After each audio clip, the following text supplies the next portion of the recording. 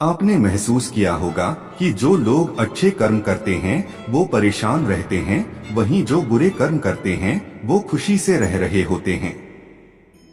अच्छे कर्म करने वाले परेशान होते हैं कि आखिर उन्हें इतनी परीक्षा क्यों देनी पड़ रही है, जबकि जो अधर्म की राह में हैं वो खुश हैं और जिंदगी का लुत्फ उठा रहे हैं।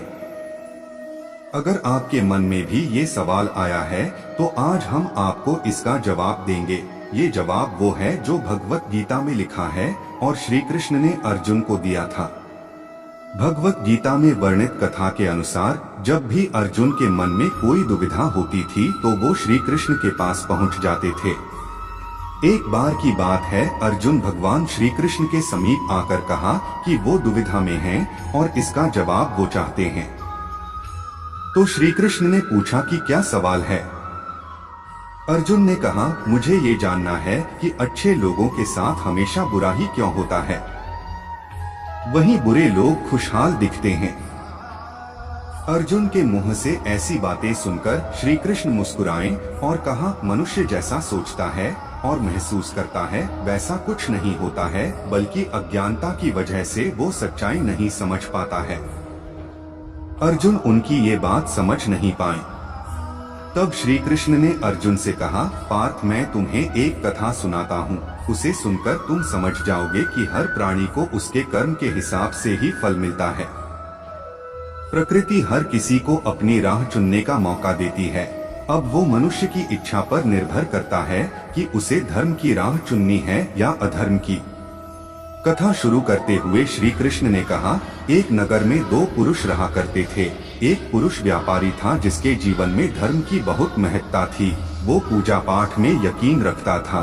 वो हर रोज मंदिर जाता था और दान धर्म भी करता था और हर रोज भगवान की पूजा करता था।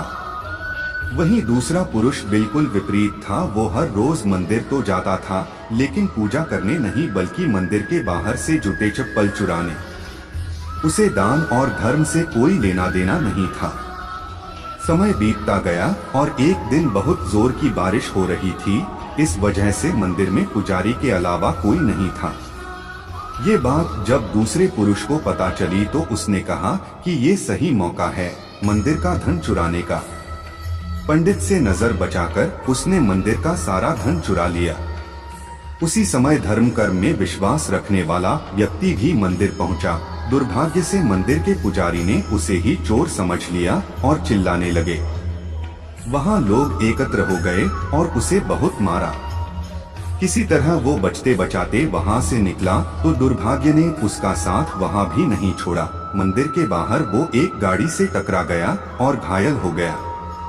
फिर वो व्यापारी लंगड़ाते हुए घर जाने लगा तो रास्ते में उसकी मुलाकात उस पुरुष से हुई जिसने मंदिर से धन चुराया था। उसने कहा, आज तो मेरी किस्मत चमक गई, एक साथ इतना सारा धन मिल गया।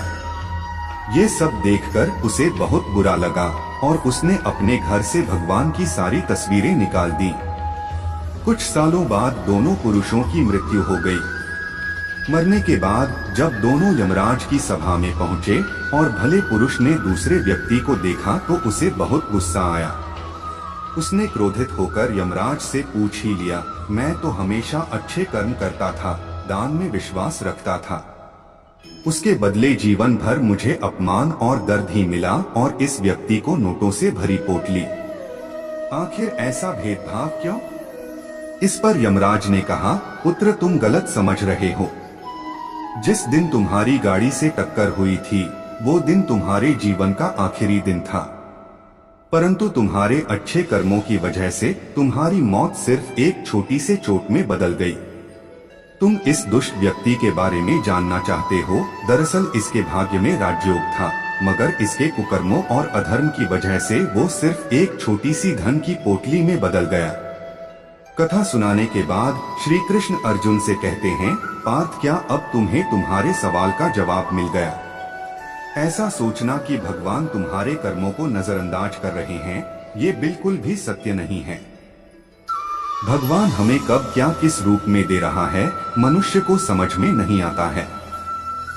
मगर आप अच्छे कर्म करते रहें तो भगवान की कृपा हमेशा बनी रहती है।